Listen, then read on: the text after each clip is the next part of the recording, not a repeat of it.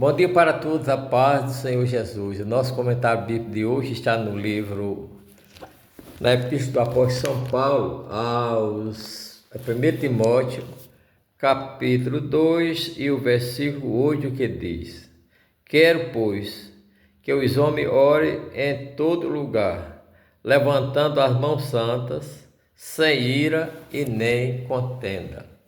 Então, irmão, nós vemos aqui o apóstolo: quero, pois, que os homens orem em todo lugar.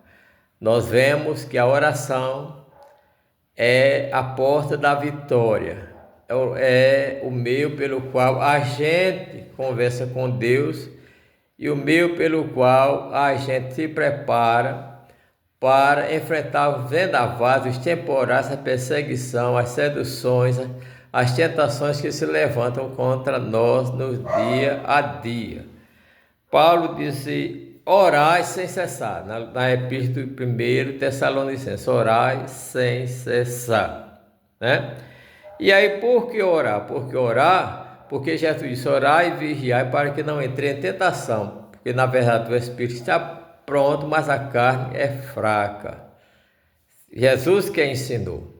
E Jesus ensinou não somente com palavra, mas durante o seu ministério, ele começou o seu ministério orando, antes de enfrentar Satanás e começar o seu ministério, 40 dias, 40 noites no deserto, orando e jejuando.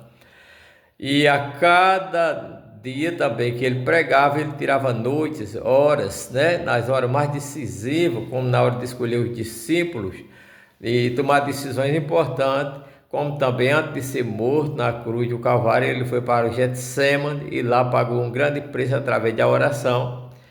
E aí nós vemos o apóstolo São Paulo, né, que também tinha uma vida de oração, ensinava o povo a orar, mas ele orava muito também.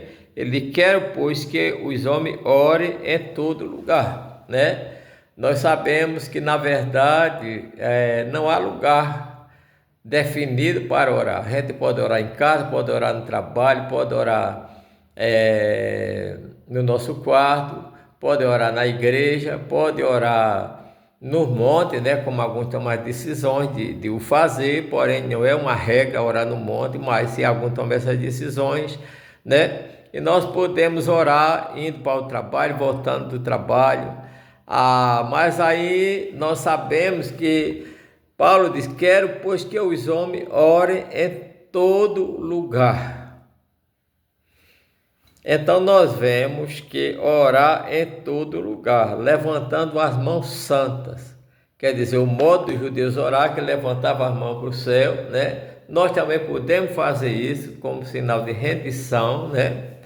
Levantando as mãos santas. Essas mãos têm que ser santas.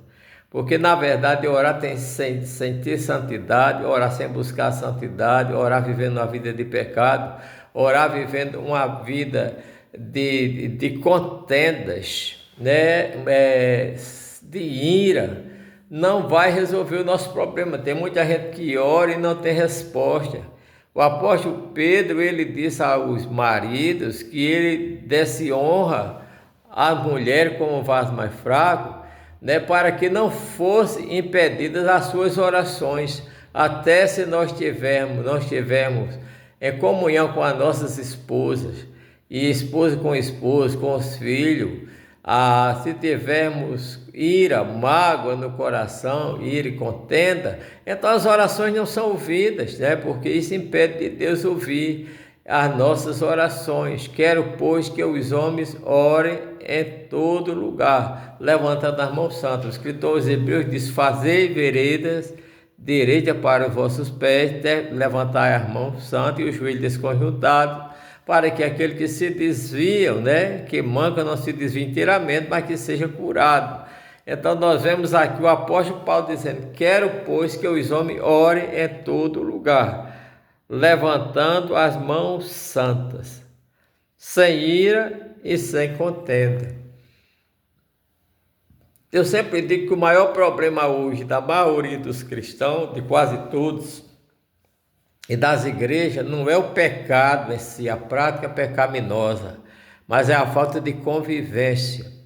Há uma disputa muito grande, né, no meio dos que se diz cristãos, onde a gente passa, primeiro, a ter conflito uns com os outros, conflito em todas as áreas, né? Conflito por causa de posição, de cargo, de função, conflito por causa de questões teológicas, conflito por causa de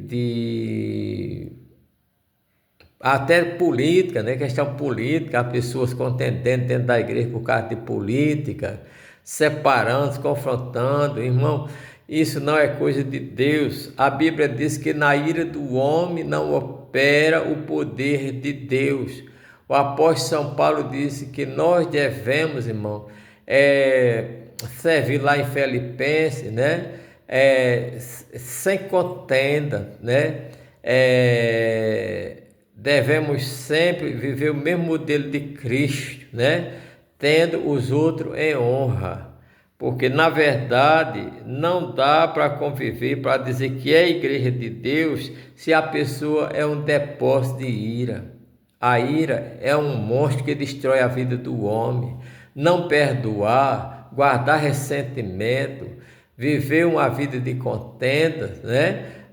Nós vemos que não agrada a Deus, nem agrada aos homens, nem faz com que a gente prospere. E a gente vê, irmão, as pessoas que vivem com contenda, as pessoas que vivem com ira, eles não prosperam ministerialmente, eles não crescem ministerialmente na igreja, não crescem na empresa onde trabalha. Se ele tiver comércio, ele também não cresce, né? Ele não cresce, a pessoa irada, a pessoa que...